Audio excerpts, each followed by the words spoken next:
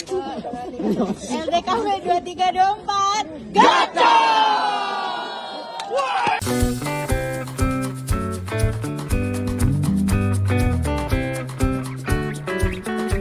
Makanya kalau kalian ngadain bukber terus gak jadi itu karena nggak dijadwalin.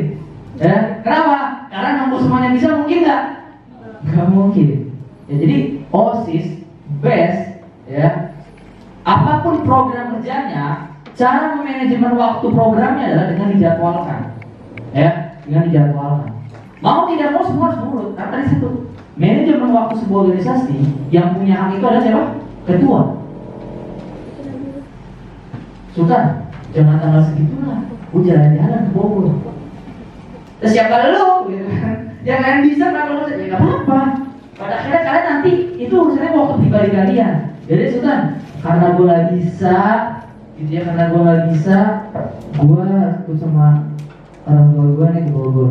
Ya sudah, ikut saja. Karena itu pilihan kan? Iya. Ya kan? Daftar prioritas kalian berarti ke Bogor. Gitu. Tapi kalau waktu ini diatur Pangfest tanggal 20 Maret atau 20 April. Jangan kalian semena-mena mundur, nggak bisa. Terus jelas apa tujuan acaranya, apa target acaranya. Walaupun pada akhirnya saya yakin nggak akan tercapai semua, tapi setidaknya kalian bisa mengevaluasi dari adanya target itu. Ya, target zaman, misalkan targetnya 2000 peserta, tapi yang tercapai cuma 1800. Kan bisa dievaluasi, ya nggak? Apa karena kita kurang menarik hadiahnya? Kan bisa dievaluasi, ya. Nah, jadi itu pentingnya dalam penjadwalan manajemen waktu. Step by step. Waktu itu absolut untuk diri pribadi. Ya, waktunya Aisyah yang punya Aisyah, waktunya Fatan yang punya Fatan, waktunya Sultan yang punya Sultan. Saya lupa nama moderatornya siapa sih? Tadi Anandita. Ya, saya melihat fotonya tadi di sana ya. Gitu tuh, foto apa tuh kayak gitu tuh, foto-foto fotografi ya. Oh iya. Ya, saya tadi lagi lihatnya Anandita. Ya, karena saya ingat Dita itu teman kerja saya, guru biologi, namanya Anandita juga.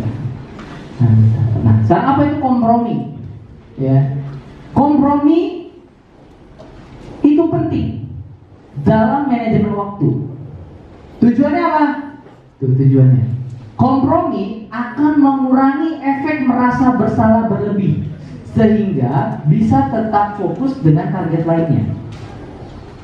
Kita ngomongin untuk pribadi dulu. Kenapa dalam manajemen waktu itu pada akhirnya kita harus kompromi?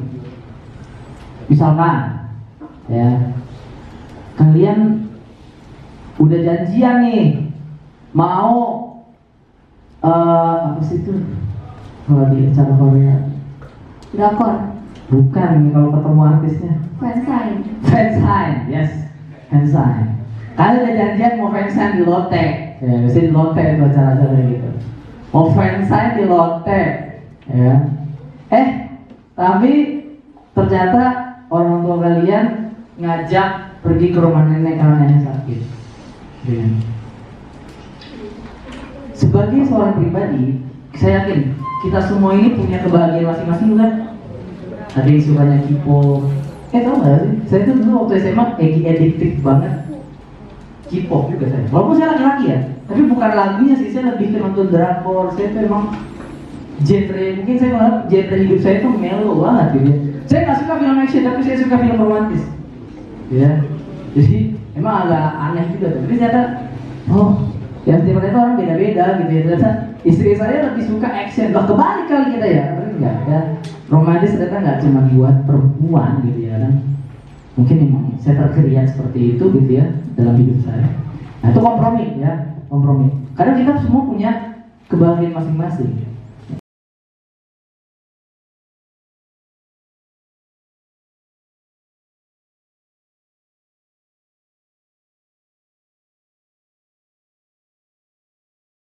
Assalamualaikum warahmatullahi wabarakatuh. Saat ini Chandra berada di depan K Expo ya, yang luar biasa. Beliau konon kabarnya adalah ketua BES angkatan pertama ya. Oke deh. Assalamualaikum Kak. Waalaikumsalam. Iya. Apa kabar nih Kak? Baik, luar biasa. Nah, kalau boleh tahu nih hari ini ke sekolah untuk tujuan apa nih?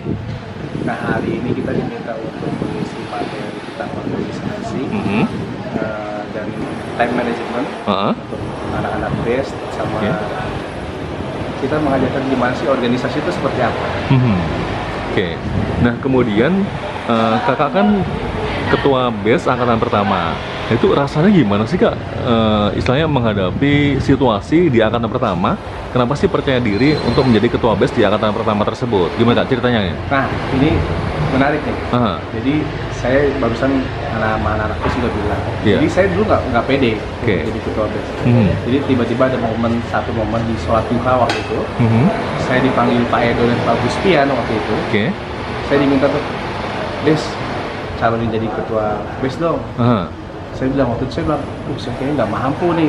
Saya pengen jadi orang biasa-biasa aja deh Pak, kayak anak-anak yang lain. Di situ saya ada momentum dimarahin sama mereka berdua. Kalau dibilang orang sekarang dipelonco kali ya, tapi dengan cara yang baik. Nah, dari dia ceritain segala macam, akhirnya memotivasi saya untuk, saya berani nih untuk jadi ketua BES. Dan akhirnya menular sampai saya kuliah, sampai sekarang jadi profesi juga. Saya terpilih jadi ketua-ketua yang lain. Oh gitu, subhanallah. Berarti ilmu manajemennya udah bagus banget lah ya. Alhamdulillah. Nah, kemudian yang mau Chandra tanyakan, untuk saat ini aktivitasnya di mana ya Pak? Jadi saya adalah seorang fisioterapi neurologi, fisioterapi berspesialisasi di saraf. Saya praktek di Rumah Sakit Islam Jakarta Cempaka Putih. Saya praktek sebagai fisioterapi saraf di sana. Saya sebagai clinical educator. Jadi kalau ada mahasiswa-mahasiswa dari fakultas fisioterapi mau praktek di tempat kita, kita yang ngajarin cara pasien seperti apa, segala macam, detail semua.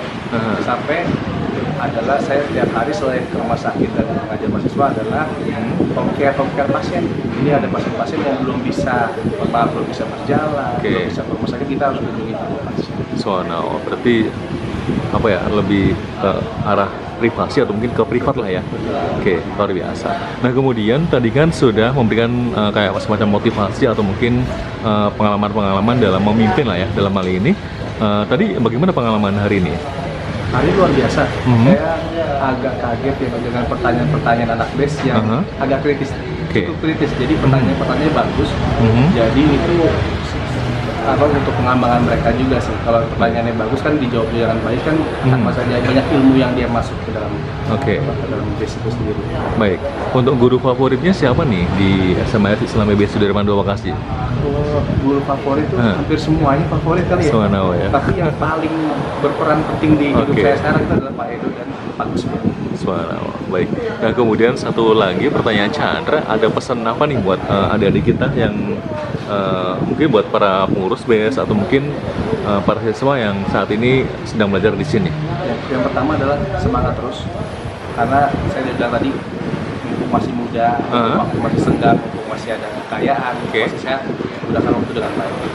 Yang kedua adalah Sudirman II ini adalah tempat yang tepat buat teman-teman untuk mengembangkan diri. Kita setelah dari lulus dari sini insya Allah akan jadi orang yang baik. Yang ketiga, jangan pernah takut salah kalau belajar, karena dari salah itu kita jadi belajar untuk memperbaiki diri. Baik, terima kasih ya Kak sudah hadir di sini. Dan mungkin kalau misalkan nih ada teman-teman alumni pada nonton acara ini, mau bilang apa nih? Berarti ada bocoran reuni nggak sih? Ya, betul banget. Jadi insya Allah doain. Kita udah sinergi dengan yang lain. Akan ada reuni, bocorannya sih di bulan Juli. Dan angkatan berapanya ini lagi kita diskusikan. Oh gitu. Berarti ke depan sudah ada kayak semacam bayangan reuni akbar gitu kali ya? Ya, betul. Dan di Sudirman. Baik, terima kasih ya. Sama-sama. Assalamualaikum. Waalaikumsalam.